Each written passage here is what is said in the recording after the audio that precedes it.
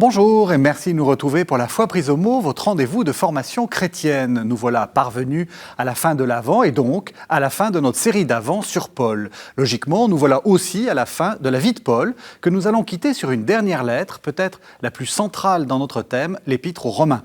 Considérant son apostolat en Orient achevé, Paul tourne ses yeux vers l'Occident et vers sa capitale, Rome. Pour préparer son arrivée, il rédige une lettre qui présente toute l'histoire du salut et toute l'espérance chrétienne. Partons donc une dernière fois à sa découverte en compagnie de mes deux invités. Roselyne Dupont-Roch, bonsoir. Vous êtes bibliste et vous êtes spécialiste de Saint Paul. Et puis, pour une dernière fois, notre fil rouge, Éric Morin. Bonsoir. Vous êtes prêtre de Paris, vous enseignez au Collège des Bernardins et vous êtes également le directeur du service biblique Évangile et Vie. Alors, Roselyne Dupont-Roch, un tout grand merci d'avoir accepté de revenir pour une seconde semaine. Voilà. En fait, on peut le dire à nos téléspectateurs, c'est la situation sanitaire qui fait qu'on avait prévu un invité et puis il n'a pas pu. Et donc, on est très heureux que vous puissiez partager avec nous une nouvelle fois votre science de Paul. Moi aussi. Ah ben voilà, le plaisir est partagé. Alors, peut-être résumé des épisodes précédents, c'est comme ça qu'on fait dans les séries. Résumé des épisodes précédents, nous avions laissé Paul à Corinthe, enfin non, plutôt à Éphèse, réglant la question corinthienne. Qu'est-ce qu'il se passe ensuite ? Là, on va faire une lecture optimiste, je ne sais pas si vous êtes d'accord, mais il va se réconcilier avec la communauté. En tout cas, il arrive à Corinthe et il va faire deux choses. Organiser la collecte, ou la dernière collecte, parce qu'il y en a eu sûrement plusieurs. Et comme la querelle est devenue aussi un conflit personnel, on l'a accusé de s'en mettre dans les poches, et du coup il assure un système de transparence le plus total, et c'est une grosse opération financière. Et il aimerait bien, lui, que ça puisse partir directement à Jérusalem et pouvoir aller vers l'Occident. Et en fait, c'est tellement compliqué qu'il faut qu'il accompagne la collecte, qui vraisemblablement ne sera pas trop acceptée. Donc il est à Corinthe, il organise cette collecte, et il considère que c'est la dernière fois qu'il est là, quoi, à peu près. Et donc il rédige la lettre aux Romains à ce moment-là, et je trouve que c'est toujours intéressant de se dire que c'est une lettre écrite aux Romains dont on sait, moi je trouve, pas grand-chose, mais que c'est une lettre écrite avec les Corinthiens. Et qu'il y a bien des thèmes qui sont commencés dans les deux lettres aux Corinthiens qui trouvent leur aboutissement. La thèse de Jérôme Murphy O'Connor, c'est de dire que l'exemplaire de la lettre aux Romains qui nous est parvenu, c'est celui qui laisse à Corinthe.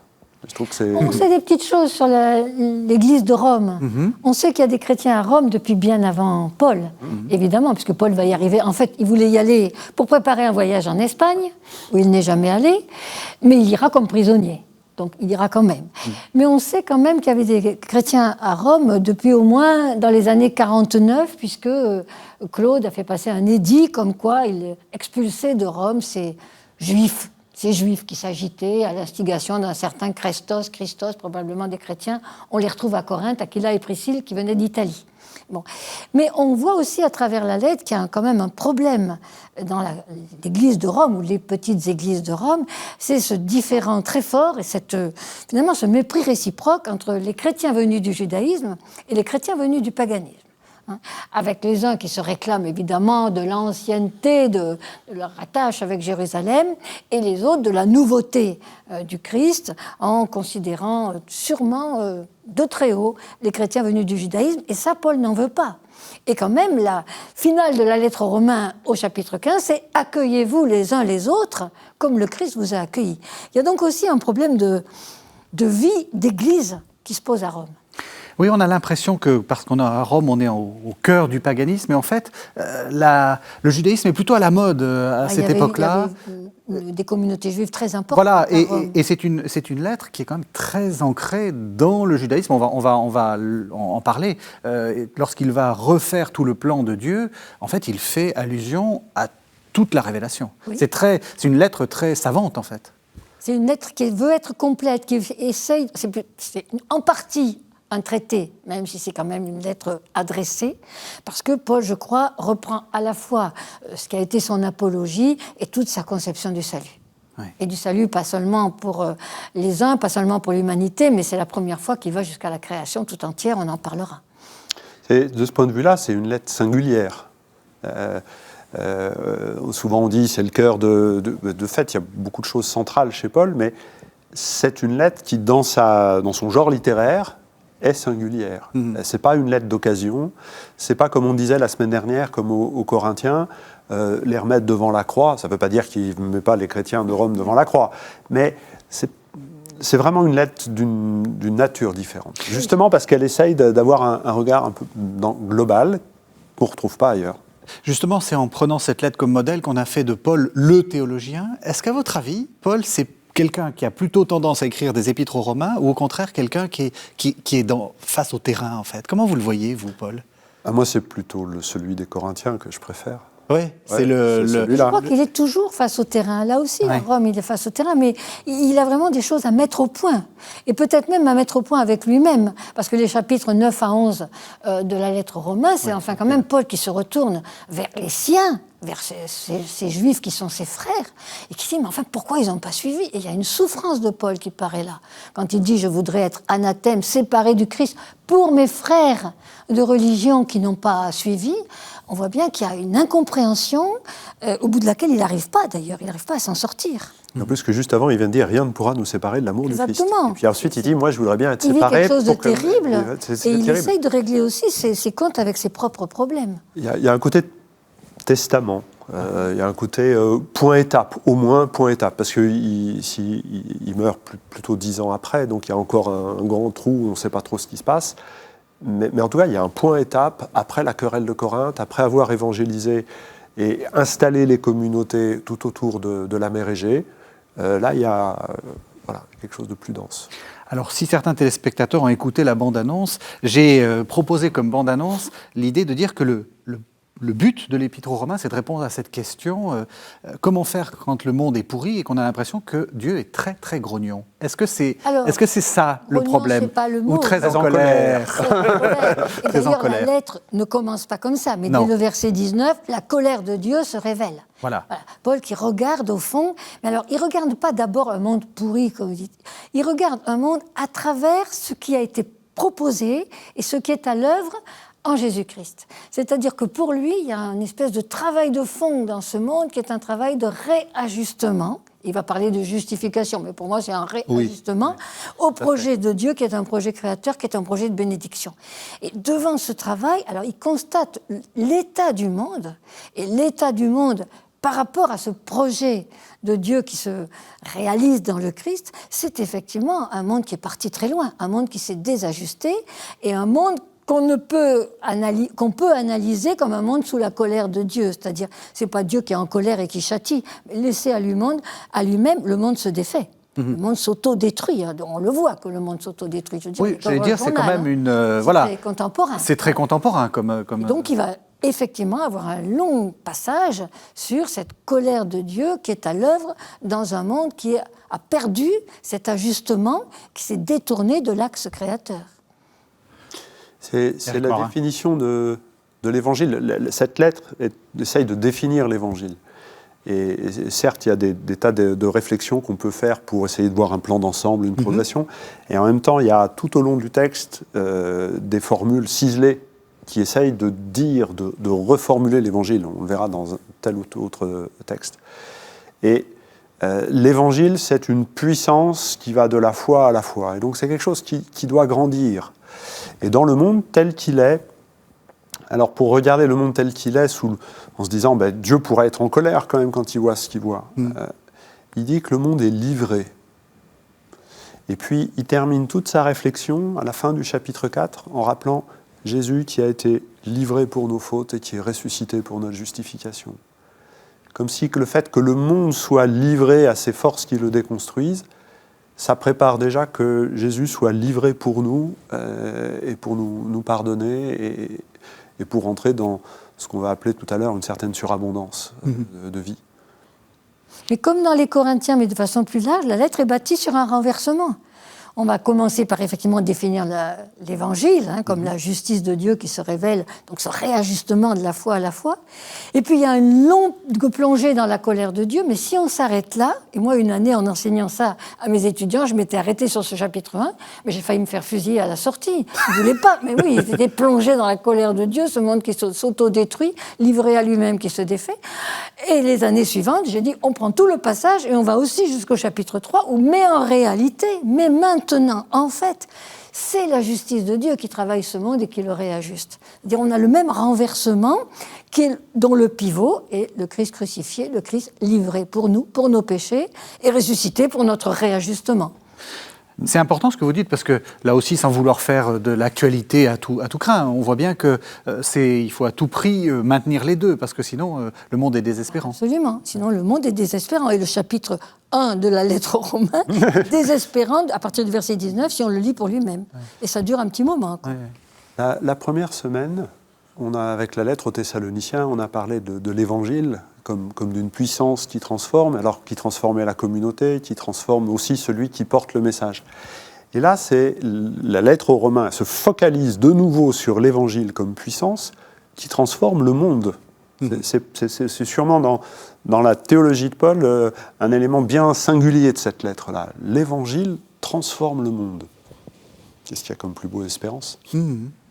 Donc, les premiers chapitres, un peu déprimants. C'est là où on voit le Dieu très en colère.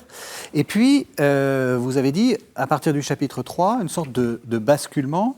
Alors, peut-être qu'on peut aller jusqu'au chapitre 5, comme ça, on va pouvoir voir le texte le premier texte qu'on peut commenter. C'est les versets 15 à 19. C'est justement sur ce que fait le Christ. Et c'est en gros lui qui va faire le renversement. C'est sûr. On peut le dire. Donc, Romains 5, 15, 19. Il n'en va pas du don de grâce comme de la faute. Car si par la faute d'un seul, la multitude a subi la mort, à plus forte raison, la grâce de Dieu, grâce accordée en un seul homme, Jésus-Christ, s'est-elle répandue en abondance sur la multitude. Et il n'en va pas non plus du don comme des suites du péché d'un seul. En effet, à partir du péché d'un seul, le jugement aboutit à la condamnation, tandis qu'à partir de nombreuses fautes, le don de grâce aboutit à la justification.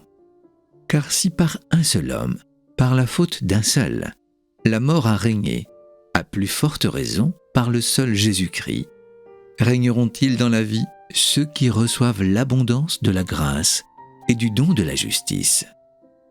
Bref, comme par la faute d'un seul ce fut pour tous les hommes la condamnation, ainsi par l'œuvre de justice d'un seul, c'est pour tous les hommes la justification qui donne la vie. De même en effet que, par la désobéissance d'un seul homme, la multitude a été rendue pécheresse, de même aussi, par l'obéissance d'un seul, la multitude sera-t-elle rendue juste. Alors, Roselyne Dupont-Roch, peut-être pour expliquer un peu le texte en amont, il faut bien comprendre que le un seul dont on parle, c'est Jésus-Christ, mais il y en a un autre qui est Adam. Il a, juste avant ce texte, mis en place la faute d'Adam. De même que par un seul homme, voilà.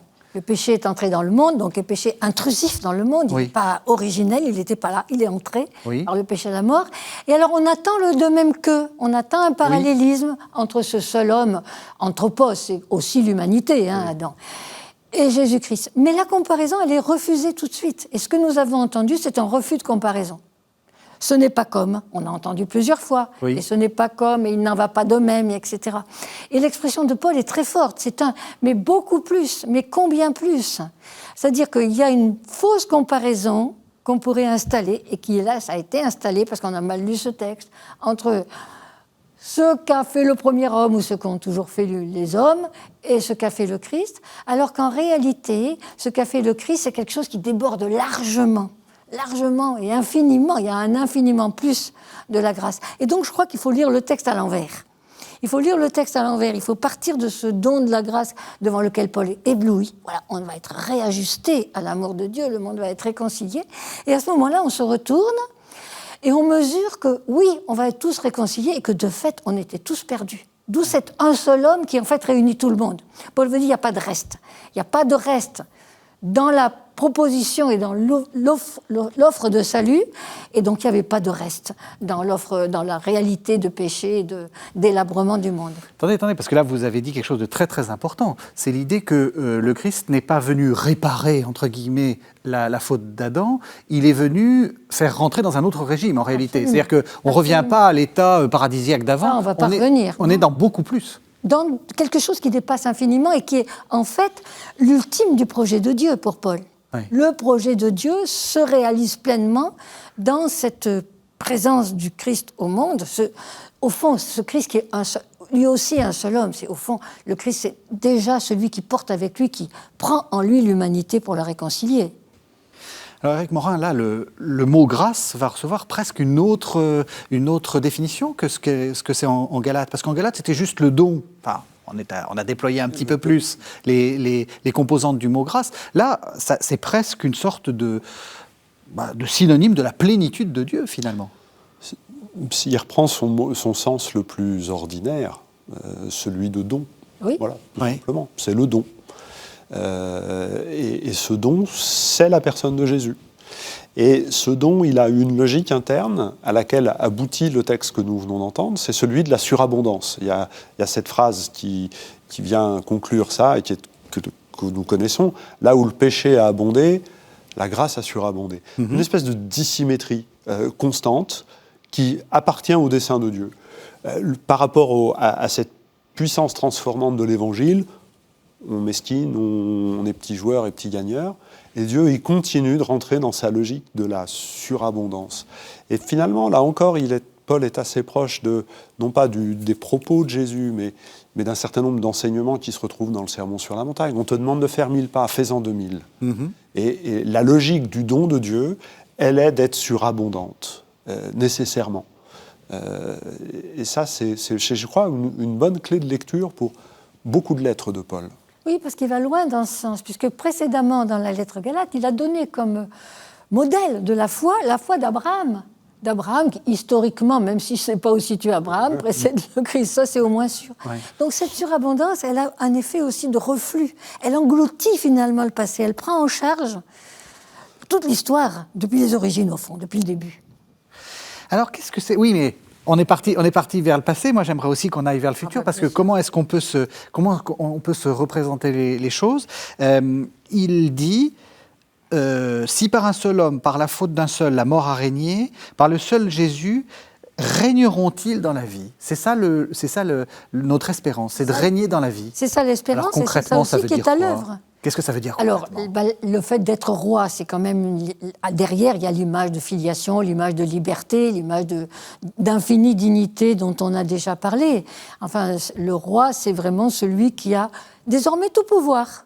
Désormais, vous avez tout pouvoir pour vivre pleinement. Et c'est ça qui travaille, au fond, l'humanité avec le don du Christ. Donc, notre espérance, c'est de devenir tout-puissant ? Non, il n'a pas dit que le roi était tout-puissant, j'ai dit que le roi était libre et qu'il a tout pouvoir pour vivre et pour donner la vie. Notre espérance, c'est de devenir des donneurs de vie, il le dit plus loin, comme le Christ lui-même. Vous avez dit la grâce, c'est Jésus-Christ. J'aimerais que vous alliez un petit peu plus loin là-dessus. Qu'est-ce que ça veut dire concrètement ? Là aussi, j'essaie de voir... de vous faire parler de manière très, très concrète sur le chrétien, entre guillemets, de base, enfin celui qui est là et qui se dit, bon, voilà, qu'est-ce que c'est comme formule, enfin, aller plus loin que la formule, simplement de dire, la grâce, c'est Jésus-Christ. Dieu le Père, voyant l'humanité, la nôtre, a pris une décision, c'est celle de maintenir cette création. Quand on parlait de la colère tout à l'heure, c'est une manière très anthropomorphique de dire que Dieu, à un moment, il aurait pu laisser tomber. Et alors, si ça avait eu lieu, on n'en serait même pas là pour en parler, donc c'est que ça n'a pas eu lieu. Mais Paul veut nous faire traverser, et c'est difficile, cette épreuve. Dieu pourrait tout laisser tomber. Et non seulement il ne laisse pas tomber, mais il permet que le projet se maintienne, il permet que ça aille jusqu'au bout. Et donc il intervient. Et il intervient alors le mot français a pris plein de connotations et c'est riche. Il intervint gracieusement, gratuitement, efficacement, parce que c'est grâce à, ça veut dire que c'est efficace. Il y a même l'idée d'une certaine esthétique, une certaine beauté dans le mot de grâce en français. Et donc, quel est le sommet de son intervention? C'est la personne de Jésus-Christ, c'est Jésus livré aux mains des hommes et relevé le 3e jour. Et c'est pour ça que Jésus, c'est la grâce, parce que c'est le don de Dieu.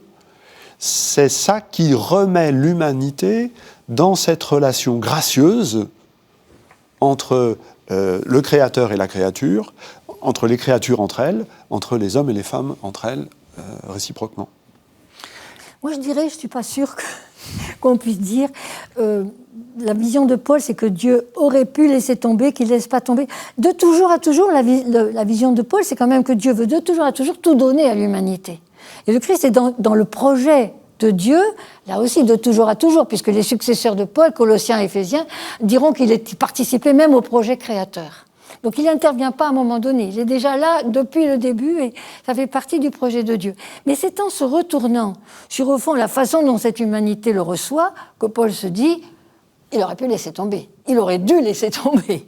Et on a des choses comme ça déjà dans l'Ancien Testament, où là on voit Dieu dire je laisse tomber, je supprime ce peuple, et Moïse qui crie tu peux pas faire ça, tu vas te déjuger. Alors, on est donc au chapitre 5, 6, 7. Qu'est-ce qui se passe ? Alors, la jointure du chapitre 5 et du chapitre 6, je crois que c'est une grosse articulation de la lettre aux Romains. Voilà. C'est bien alors la réaction de bon sens des gens. Alors, puisqu'on est sauvé, puisque tout nous est offert, qu'on est réajusté au projet de Dieu, péchons courageusement. Pour tout taire. Oui, allons-y. Oui. Allons-y. Pourquoi se priver ? Et donc, pendant 3 chapitres, 6, 7, 8... Oui, tu es allé jusqu'à 7, mais ça va jusqu'à 8. Mais oui, Paul va montrer que non, on ne peut pas faire n'importe quoi parce que les choses ne sont pas encore complètement jouées, qu'il y a ce travail qui se fait, mais que nous avons aussi à y participer, et que donc, on est sous la grâce, mais qu'il y a un combat à mener. Et ces chapitres vont articuler sans arrêt la grâce première et le combat, qui est la grâce à recevoir et à mettre en œuvre. Eh bien, c'est parfait, parce que du coup, on va pouvoir lire les versets 18 à 27 du chapitre 8, justement, où il joue sur ce couple, apparence, réalité. Le monde est sauvé, mais pas encore. Enfin, déjà là, pas encore. Et c'est là, et c'est ce qu'on va entendre. Donc, Romains 8, 18 à 27. J'estime en effet que les souffrances du temps présent sont sans proportion avec la gloire qui doit être révélée en nous. Car la création attend avec impatience la révélation des fils de Dieu. Livrée au pouvoir du néant, non de son propre gré, mais par l'autorité de celui qui l'a livrée, elle garde l'espérance, car elle aussi sera libérée de l'esclavage de la corruption, pour avoir part à la liberté et à la gloire des enfants de Dieu. Nous le savons en effet, la création tout entière gémit maintenant encore dans les douleurs de l'enfantement. Elle n'est pas la seule. Nous aussi, qui possédons les prémices de l'esprit, nous gémissons intérieurement, attendant l'adoption, la délivrance pour notre corps. Car nous avons été sauvés, mais c'est en espérance. Or, voir ce qu'on espère n'est plus espérer. Ce que l'on voit, comment l'espérer encore ? Mais espérer ce que nous ne voyons pas, c'est l'attendre avec persévérance. De même, l'Esprit aussi vient en aide à notre faiblesse, car nous ne savons pas prier comme il faut, mais l'Esprit lui-même intercède pour nous en gémissements inexprimables. Et celui qui scrute les cœurs sait quelle est l'intention de l'Esprit. C'est selon Dieu, en effet, que l'Esprit intercède pour les saints. Ce premier verset, là, le verset 18, pose bien la question. J'estime en effet que les souffrances du temps présent sont sans proportion avec la gloire qui doit être révélée en nous. Il ne sous-estime pas la souffrance, il ne sous-estime pas le fait que quand on regarde le monde tel qu'il va, c'est pas très très glorieux, justement. La gloire, elle est à venir. Il ne sous-estime pas ce monde, effectivement, dont il a dit qu'il était sous la colère de Dieu. Mais la gloire à venir, elle est déjà quand même en route. Oui, ça c'est important. Il n'oppose pas non plus un présent, une vallée de larmes, à la gloire future. Oui. Cette gloire, elle est en route et même elle a déjà été donnée. Elle est déjà là. Et donc, quelque part, il va falloir qu'elle travaille le monde pour le faire émerger pleinement. Comment est-ce qu'on fait? Comment est-ce qu'on deal, si j'ose dire, entre le déjà là et le pas encore? Parce que c'est ça la vie du chrétien. C'est de participer à un monde très insatisfaisant, on peut quand même bien le dire, tout en se disant ça n'est pas le tout de la réalité.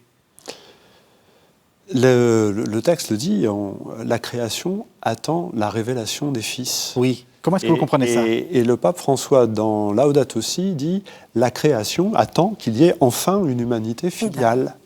Et je trouve qu'il y a une interprétation extrêmement littérale du pape François qui est très, très pertinente. Alors, dans le contexte de son propos et de la situation urgente dans laquelle nous sommes, il y a besoin qu'il y ait des fils et des filles sur cette terre.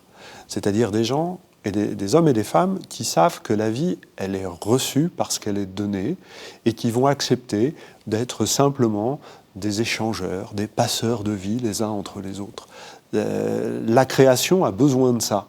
Et quand on dit la création, c'est celle qui est en train de se réchauffer parce que ça manque de fils et de filles sur cette terre. Ça, c'est intéressant. Ça veut dire que l'humanité telle qu'elle se dit actuellement, telle qu'elle se montre actuellement, n'est pas vraiment l'humanité telle que Dieu la veut. Je veux dire par là qu'on accuse souvent dans l'écologie l'homme d'être un peu trop présent, l'être humain d'être un peu trop présent, et même d'être très dangereux pour la création. Ce que Paul, si on va dans cette lecture-là, ce que Paul et le pape veulent dire, c'est pas cet homme-là qu'il faut qu'on manifeste, c'est un autre. Moi, j'aime bien dire, en fait, pour Paul, on est des préhominiens. On n'a pas encore acquis... Oui, mais en même temps, c'est acquis depuis la Genèse. Il relit la Genèse aussi. Alors, il est en train de relire, il est en train de relire la Genèse. Mais on n'a pas encore atteint... On n'a pas encore atteint la pleine stature. On n'a pas encore atteint la pleine stature. Et la lettre aux Éphésiens, par un disciple, va reprendre ça. On n'a pas encore la pleine beauté, dont Dieu veut nous revêtir. Mais ce qui reste, c'est que l'homme est responsable de la création. Et ça, depuis Genèse, et le texte de Paul le redit bien. Oui. La création attend que vous vous y mettiez. Ce que disait Éric à l'instant. Oui. Que vous preniez en charge. La création tout entière gémit maintenant encore dans les douleurs de l'enfantement. Donc c'est quoi? C'est l'enfantement de l'humanité ou c'est l'enfantement d'elle-même? C'est difficile à dire. Mais moi, je pense que c'est à la fois l'enfantement de l'humanité, puis ce dont tout elle est chargée, c'est-à-dire ce milieu, finalement, qui est un milieu qui doit devenir le milieu divin. Mm-hmm. Est-ce que vous croyez quand même qu'il est pas... Enfin, est-ce qu'on n'est pas en train de tirer un peu Paul du côté de l'écologie en lisant ça comme ça? Parce que c'est vrai que c'est devenu un peu le slogan... Pardon, je suis un peu provocateur, hein, mais c'est un peu le slogan des chrétiens qui veulent montrer que avant même les mouvements écologistes, Paul était déjà écologiste. Non, parce que pas plus qu'on ne tire la Genèse du côté de l'écologie en disant que l'homme est responsable de la création. L'écologie a su aussi dire que la création irait beaucoup mieux sans l'homme. Et donc l'affirmation, la foi judéo-chrétienne, c'est que non. C'est l'homme qui est responsable de la création, que quelque part il en est la pointe, même en étant préhominien, qui va vers quelque chose, mais elle ne dit pas ce que dit une branche de l'écologie, c'est l'homme est de trop. L'homme n'est pas de trop, l'homme est responsable, ce qui est autre chose. Mais c'est légitime qu'on fasse la lecture aujourd'hui du texte tel qu'il nous est. Effectivement, Paul n'ayant jamais pu imaginer la situation écologique qui est la nôtre, il n'a jamais imaginé les réponses que nous en tirons de son texte. Mais c'est justement ça qui est génial dans tous les textes de Paul, c'est qu'il nous aide aujourd'hui à prendre à bras-le-corps les grandes questions qui sont les grandes questions de notre humanité, de notre existence quotidienne, mais aussi les grands problèmes que nous traversons. Et comme il déploie dans ce texte la conviction que l'Évangile peut transformer le monde, la transformation du monde aujourd'hui, l'urgence pour nous, c'est celle-là. Et donc on trouve des éléments pour y réfléchir. Alors c'est pas de dire que Paul parle de ça, c'est de dire, dans la situation où nous sommes, ce texte que nous accueillons comme parole de Dieu nous appelle à être.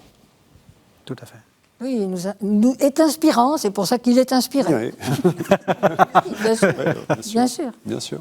Eh bien oui. Mais moi, j'ajouterais que cette image de l'accouchement, Oui. la création qui gémit, parce que c'est le verbe de l'accouchement. Oui, c'est... La création qui gémit elle est assez fabuleuse et elle va être reprise par le disciple de Paul qui écrit Colossiens, qui lui décrit ce même accouchement, mais où la tête, le Christ, est déjà entré dans la vie. Et tout le monde sait que quand la tête est sortie, le corps suit derrière. Et le corps, c'est l'humanité tout entière, avec l'Église qui la rassemble. Ça, c'est Colossiens qui va l'ajouter. Mais on a là une image assez formidable que le disciple de Paul va encore exploiter davantage. Et donc, au fond, la foi de Paul, et ça aussi, on peut le reprendre à notre compte, c'est que ce qui tire en avant la création et ce qui tire en avant l'humanité, c'est quand même le Christ. Alors, dans ce texte, c'est assez fascinant, enfin, c'est un texte magnifique. Enfin, je suis comme vous, j'ai l'impression que tous les textes de Paul sont magnifiques, en fait. Il a une sorte de... ce qu'il ne faut jamais faire quand on est étudiant, c'est-à-dire une fausse transition, enfin, un truc un peu comme ça. Il nous dit, la création tout entière gémit maintenant encore dans les douleurs de l'enfantement. Elle n'est pas la seule, et nous aussi on gémit. Et il part sur autre chose, il part sur la prière, il part sur l'esprit, il part sur « nous gémissons intérieurement ». C'est le grand texte de la prière. Ouais, c'est le texte où Paul est le plus explicite sur la prière. Il y a un lien quand même, puisqu'il s'agit de la création qui gémit, et puis que la prière va être le lieu d'un gémissement. Et entre-temps, il y a l'espérance. Et entre-temps, il y a l'espérance. Hein. Ouais. Bon, ça va, c'est pas si mal comme transition. C'est pas si mal. Hein. Il a fait pire.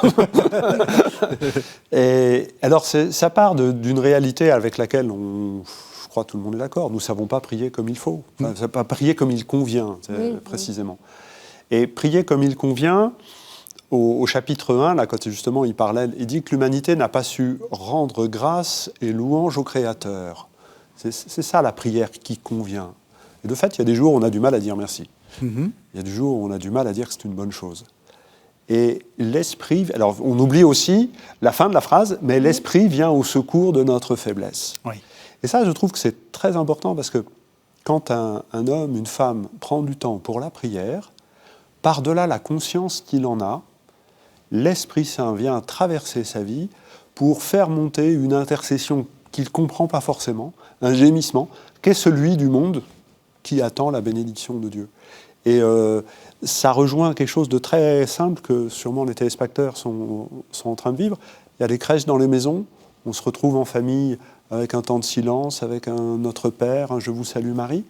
C'est ce mystère-là qui est en train de se jouer à travers l'événement tout simple. Voilà, quand un homme, une femme prend du temps et l'offre à Dieu, il y a l'Esprit Saint qui vient irriguer le monde de sa paix et de son espérance à travers, comme une perfusion. Voilà, c'est très corporel. Perfusion, mais il y a, je pense, un petit peu plus dans ce texte, c'est que c'est l'Esprit qui va gémir à travers nous, qui va prier à travers nous. Et donc, on est quand même invité à essayer d'entrer dans ce regard de l'Esprit. Oui. Moi, j'entends ce texte comme, au fond, la prière, c'est un essai pour s'ajuster à ce que Dieu veut, c'est-à-dire un essai pour regarder soi-même, le monde, les autres, comme Dieu les regarde, avec le regard inspiré par l'Esprit. Et ça change quand même le regard. Se dire d'essayer, autant qu'on peut et on ne peut jamais, de se regarder, de regarder les autres, de regarder l'avenir, de regarder le monde, avec ce regard qui est celui de Dieu dans son dessein, puisque c'est ça la force de l'Esprit. Alors il y a aussi une belle définition, hein, on avait placé cet avant sous le signe, enfin sous l'étoile de l'espérance. Il y a une très très belle définition, voir ce qu'on espère n'est plus espérer, ce que l'on voit, comment l'espérer encore. C'est ça aussi, il y a un jeu assez compliqué entre l'esprit, ce qu'on voit, ce qu'on ne voit pas, et l'esprit qui finalement nous fait voir. Et puis il y a une attitude de Paul qui est là cette fois-ci profondément juive, qui est quelque chose qui est déjà révélé dans le nom même de Dieu, révélé à Moïse, qui permet alors que la foi ou la Torah pour les Juifs, mais la foi pour Paul, permet d'être dans une attitude à l'égard du monde comme quoi il y a toujours en réserve de la part de Dieu quelque chose que nous ne maîtrisons pas. Et que nous ne voyons pas. Et que nous ne voyons Voyons pas. pas. Et que l'espérance, ça Et fonctionne le dans le nom noir, de quand Dieu même. et le nom de Dieu même, je suis ce que je serai ou je serai ce que je serai, porte déjà ça de manière très très forte. Et ce que Paul nous dit à nous qui sommes d'origine païenne, c'est que vous avez accès par la foi en Jésus-Christ à cette attitude par laquelle vous allez pouvoir toujours accepter qu'il y a quelque chose devant vous, Sans le voir. sans le voir. Et je pense qu'il faut là aussi revenir à ce qu'il disait un peu plus haut de l'espérance à propos d'Abraham dans le chapitre 4. Espérer, c'est espérer contre toute espérance, contre toute attente, contre tout ce qu'on peut imaginer. Espérer, c'est espérer quand tout est bouché. Ben voilà une parole pour un temps de crise comme Mais celui voilà. que nous vivons. Alors, on est au chapitre 8, et puis, nouveau basculement, 3 chapitres, 9, 10, 11, qui en fait devraient nous guérir de tout notre antijudaïsme et de tout notre antisémitisme, enfin tel que l'Église l'a construit ou l'a accompagné. En effet, c'est le destin d'Israël. Moi, je voudrais revenir sur là où on en est, justement. Au bout du chapitre 8, on est arrivé au terme, puisqu'on a le Christ Ah oui, on a qui est tout. le premier-né d'une multitude de frères. Vous avez tout, rien ne nous séparera de l'amour du Christ. Voilà. Tout est donné, Oui. le combat est à mener, mais tout est donné. Et on a quand même un reste, puisqu'il y a ces 3 chapitres, et ensuite, il y en a encore 3 ou 4 autres. Oui. Et le reste, c'est au fond de confronter ce tout est donné à, mais enfin, qu'est-ce qui se passe dans la réalité ? Qu'est-ce qui se passe dans la réalité ? Et là, je crois que Paul, vraiment, se pose à lui-même la question, d'abord la question d'Israël, enfin, voilà, pourquoi ne me suivent-ils pas, mes frères de race ? Et pourquoi, alors que le salut est donné par Jésus-Christ, et que je sais qu'ils sont, eux, le peuple élu, qu'est-ce qui ne va pas là-dedans ? Et puis ensuite, on aura un deuxième problème avec les chapitres 12 à 15 ou 16, mais alors comment est-ce qu'on fait, quoi ? Pourquoi est-ce qu'on n'arrive pas à en vivre vraiment ? Qu'est-ce qu'il faut faire ? Et ce sera l'exhortation, la paraclèse. Voilà. On va aller voir d'abord 9, 11, Oui, et mais puis... il y a vraiment ces deux points d'interrogation qui montrent une espèce de retour sur lui-même de Paul et de sa capacité à ne pas être dans l'idéal. Il n'est pas idéaliste, il se confronte à la réalité. Et donc la réalité, c'est justement, comme vous dites, le fait qu'il n'a pas réussi à convertir tout le monde, alors que, et vous l'avez très bien dit, il est persuadé que le peuple juif est le peuple élu. Je crois que dans ces chapitres 9 à 11, je vais peut-être trop vite, mais Paul tient 2 affirmations qui sont impossibles à tenir ensemble. Voilà. Il y a une nécessaire incohérence de Paul. Nécessaire incohérence, et il ne va pas y arriver. Et c'est pour ça que ces chapitres sont impossibles aussi à analyser et que chacun y va de son plan et de la façon dont c'est monté. Parce qu'au fond, il cherche, on a l'impression qu'il se débat parce qu'il est englué dans quelque chose et qu'il n'arrive pas à en sortir.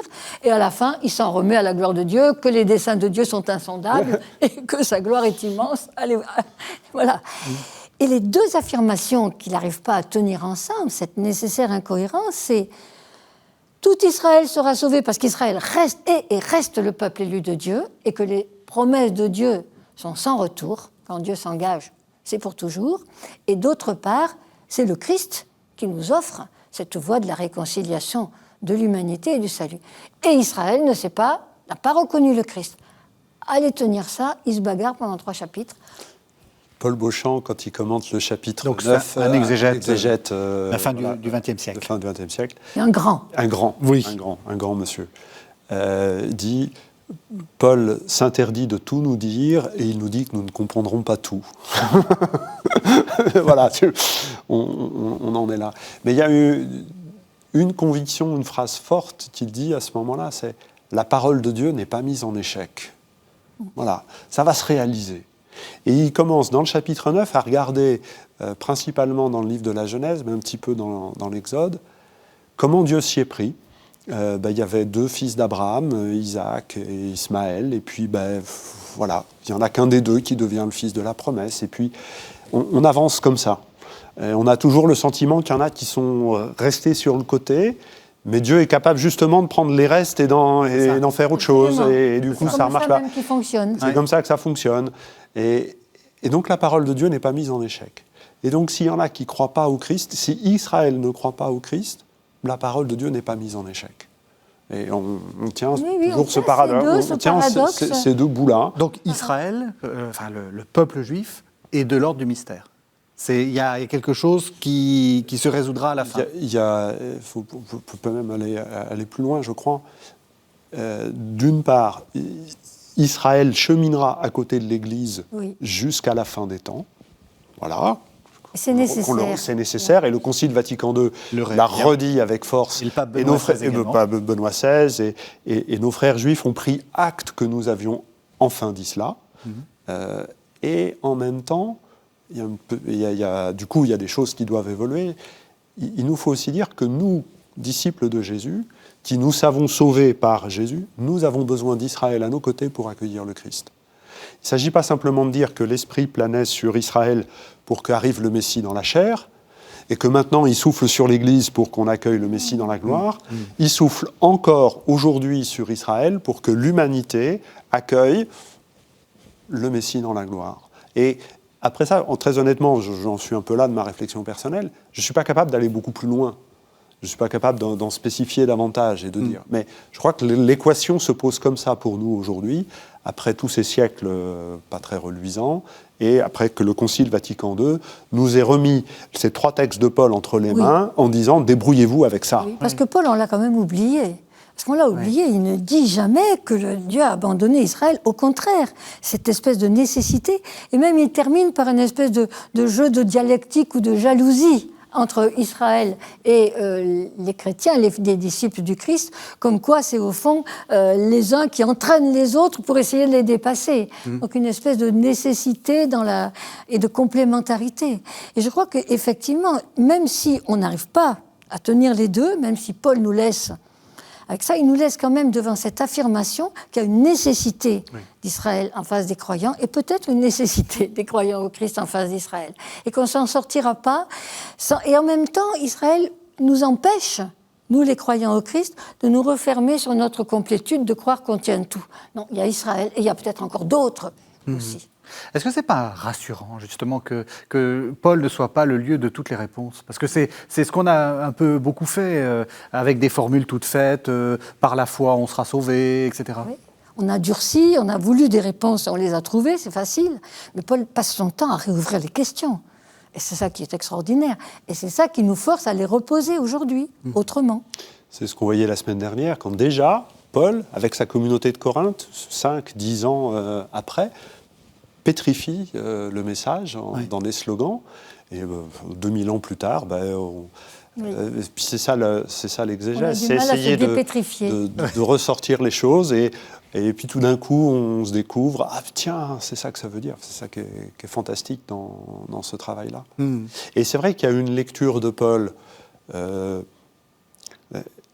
on dit c'est lui le fondateur du christianisme, alors du coup tout est bordé, tout est carré, et en fait, c'est plutôt le Paul déjà de Saint-Irénée et d'autres qui émerge, qui a sa légitimité. Enfin, dire tout ça est intéressant. Mais quand on relit les textes de Paul, on s'aperçoit toujours de ce travail de la pensée, mais qui est d'abord un travail personnel par lequel il se laisse déborder par cette présence du Christ. Heureusement qu'il y a encore des exégètes. Ça permet de dépétrifier les choses. Et qui parlent le grec. Ou qui lisent le grec. De Paul. De Paul, si possible. C'est intéressant. Alors on arrive à la fin de l'émission, on va aussi essayer d'arriver à la fin de la vie de Paul. Est-ce qu'on a une idée de ce qui se passe au moment où il termine sa lettre, il l'envoie, et après, il va à Jérusalem. Et là, ça marche. C'est très débattu, parce qu'évidemment, les exégètes, c'est fait pour se bagarrer. Bah oui. Chacun a une opinion différente et qu'on en parle. Tout l'enjeu. Alors, il y a aussi les actes des apôtres. C'est très intéressant de voir que dans les Actes des Apôtres, alors que Paul est quand même le héros des Actes des Apôtres, même si Pierre a eu sa partie, mais enfin on voit bien qu'à partir du chapitre 13, c'est Paul jusqu'au bout. Luc installe Paul à Jérusalem, continuant à annoncer l'Évangile aux Juifs et aux païens, et ne nous parle absolument pas de la mort de Paul. Oui. Là aussi, il y a des tas d'explications. Moi, je pense que la mort de Paul ne l'intéresse pas. De toute façon, Paul est ressuscité. Paul est vivant dans ses lettres. Bon. Mais on ne sait pas bien ce qui s'est passé. Le problème de ce qui va se passer après l'arrivée de Paul à Jérusalem, à Rome... Oui, parce que vous avez parlé de Jérusalem, mais c'est de Rome. Oui. Rome, de Jérusalem à Rome, vers 59, 58, 59, c'est qu'ensuite, il y a une semi-liberté. Ensuite, il y a des écrits qui vont être mis sous le nom de Paul, qui reste encore débattu aujourd'hui. Colossiens A-t-il été écrit par Paul en 66, 67, ou bien par un disciple de Paul? Moi, je pense que c'est par un disciple de Paul, mais tout le monde n'est pas d'accord. Éphésiens, tout le monde est d'accord que ça date des années 90, que c'est un disciple. Les lettres à Timothée et Tite, tout le monde est d'accord que ça tourne du tournant du IIe siècle, encore que certains morceaux de la deuxième à Timothée sont probablement issus de morceaux de Paul qu'on a récupérés. Oui. Donc c'est compliqué. A-t-il écrit, n'a-t-il pas écrit? Qu'est-ce qu'il a fait pendant, alors, une dizaine d'années? Quand est-il mort? Quand est-il mort? Alors, quand est-il mort, Éric Morin? On ne le sait pas. De toute façon, si je suis le premier à répondre, l'autre dira que c'est pas, on n'en sait rien. Et ça avait été un front renversé. Non, on donne la date habituelle, celle qu'on donne habituellement pour que nos téléspectateurs se repèrent. On dit 67, on dit 64 pour Pierre, 67 pour Paul. J'ai jamais compris pourquoi il y avait une différence de 3 ans. En tout cas, c'est sous la persécution de Néron. C'est ce qu'on donne comme point de repère. Parce qu'il n'y a pas de persécution de Néron. Et voilà, je savais bien. Si, quelques-uns. Ah bon, quand même. Donc peut-être Pierre, et c'est même pas sûr, au moment de l'incendie de Rome, il lui fallait des boucs émissaires, il s'était agité, il en a tué une vingtaine. Pas eu de persécution de Néron. Et voilà. ça... Je savais bien que si je prenais la parole en premier. Alors voilà. après, oui, non, mais moi, ce qui me plaît surtout, c'est qu'on ne sait rien. Enfin, on reconstruit des choses, et puis voilà. Et qu'au fond, d'abord, quand il meurt, personne ne s'intéresse à lui. Et que quand il meurt, c'est un non-événement absolu. Autant la mort du Christ en croix à Jérusalem, ça ne fait pas les gros titres à Rome, mais un petit entrefilet quand même, voilà, c'est quelque chose. La mort de Paul, tout le monde s'en fout, y compris les chrétiens. À part les quelques communautés qu'il a fondées, là où il a des copains, à Corinthe, etc. Ils n'ont même pas pleuré. Mais voilà. Et que c'est Luc et les autres qui vont exhumer Paul dans les années 80 en se disant, mais finalement, la situation dans laquelle nous sommes, où la distinction entre les synagogues et les communautés chrétiennes commence à se marquer, mais finalement, ce que Paul nous écrivait nous est utile aujourd'hui. Et du coup, il va y avoir un travail d'édition des lettres. Alors, quand on édite, aujourd'hui, on a des introductions de l'éditeur, on a des notes de l'éditeur, et tout ça, ça n'existe pas, et donc tout ça, ça rentre dans le texte directement. Donc, on a en fait une édition de Paul des années 80, et le travail de l'exégèse consiste à faire un peu la différence entre ce qui est le texte de Paul et les notes de l'éditeur des années 80. Et ça, c'est assez intéressant de voir comment, justement, le texte reprend de l'actualité. Ce n'est pas un affadissement, c'est au contraire un processus d'actualité. Et en même temps, c'est très vite. Et en même temps, ça va très vite. Très vite, puisqu'il y a ces disciples, Colossiens, Éphésiens, qui tous se réclament de Paul et qui même essayent de monter une figure de Paul qui est l'apôtre. Le prisonnier qui écrit. Voilà, c'est l'espèce de mythe. Mais c'est l'apôtre et c'est le seul. 3. C'est même ça qui montre que ce n'est pas du Paul. Colossiens, Éphésiens et Pastoral, il n'y a plus que moi, l'apôtre. Il n'y a plus que lui. C'est lui qui est l'intermédiaire entre le Christ et les communautés. Et puis quand même, il y a quelque chose de frappant, c'est que Ignace d'Antioche, qui donc écrit ses lettres, dont la lettre aux Romains, environ en 115, quand il part pour être et au même endroit. Martyrisé à Rome, etc.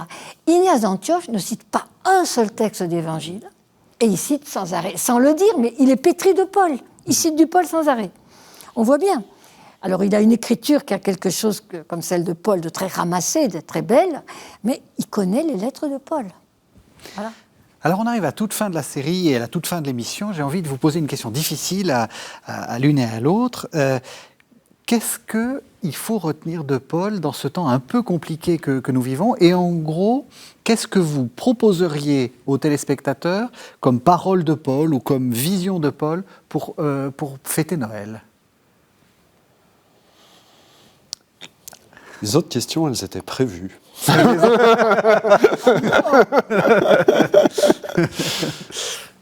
Moi, je proposerais assez facilement des passages de Romains 8. Quand même, Jésus-Christ qui est le premier-né d'une multitude de frères. Là, il y a quelque chose dans la finale de Romains 8, et puis rien ne nous séparera de l'amour du Christ. C'est quand même des paroles extraordinairement fortes et porteuses. Donc, relisez Romains 8. Relisez Romains 8. C'est le conseil de Roselyne Dupont-Roch, le conseil d'Éric Morin. 1 Corinthiens 13, ce qu'on appelle l'hymne à la charité. Oui. Il ne parle pas du Christ. C'est un des rares textes où Paul ne parle pas du Christ, il n'est pas nommé en tout cas. Il ne parle pas de Dieu. C'est souvent d'ailleurs pour ça qu'on l'entend dans les mariages, parce que du coup, voilà. Tout le monde s'y retrouve. Mais de fait, c'est une très très belle méditation sur qu'est-ce que c'est qu'aimer. Sans amour, on ne vit pas. Qu'est-ce que c'est qu'aimer? Et puis l'amour, c'est la qualité, enfin l'élément qui va demeurer, qui va nous faire participer déjà à l'éternité. Et puis avec ces 15 verbes qui disent qu'est-ce que c'est que l'amour, vous avez aussi un portrait de Jésus. Vous pouvez les prendre les uns les autres et puis dire voilà comment Jésus m'a aimé. Il a pris patience, il a rendu service, il s'est réjoui de ce qui est beau. Et puis prendre aussi conscience autour de nous qu'il y a des gens qui se réjouissent de la beauté, il y a des gens qui supportent tout, il y a des gens qui prennent patience, et que donc l'amour est possible. Voilà une belle finale pour une série. Merci beaucoup à tous les deux. Peut-être un mot, Éric Morin, puisque vous nous avez accompagnés pendant tout l'Avent. Les suppléments des cahiers évangiles, ça sort ? Alors, le cahier évangile, on en a déjà parlé, je crois, il y a 15 jours, et le supplément va sortir en même temps, c'est sur Handel, donc le compositeur, non pas comme exégète, mais comme illustrateur de la Bible. C'est assez intéressant. Ouais, c'est bien. Bien, merci donc, voilà. De l'avoir préparé. merci à tous les deux. Peut-être on peut souhaiter très collectivement et très profondément un joyeux Noël à tous nos téléspectateurs. Très joyeux Noël. Absolument. Voilà. Joyeux Noël à tous. Merci beaucoup de votre fidélité. Merci beaucoup de nous suivre tout au long de cette année. C'est une année qui a été un peu compliquée et nous vous souhaitons du fond du cœur de passer de très belles fêtes de Noël. Merci de nous suivre. Vous savez que vous pouvez retrouver cette émission sur le site internet de la chaîne www.ktotv.com. Et donc on se retrouve la semaine prochaine, mais d'ici là, joyeux Noël.